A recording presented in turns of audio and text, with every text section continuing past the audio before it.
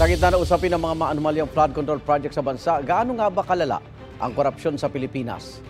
Sa inilabas sa 2024 Corruption Perceptions Index ng International Social Group na Transparency International, pang-114 ang Pilipinas sa listahan. Ibig sabihin, malala ang perception ng katiwalian sa gobyerno base sa assessment ng mga eksperto at business executives mula sa ibang bansa.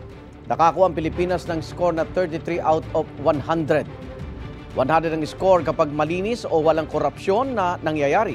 At kapareho natin ang mga bansang Belarus, Bosnia at Herzegovina, Laos, Mongolia, Panama at Sierra Leone. Kung ikukumpara naman ito noong 2023, bahagya lang bumaba ang score mula sa dating 34 na nakuha ng Pilipinas.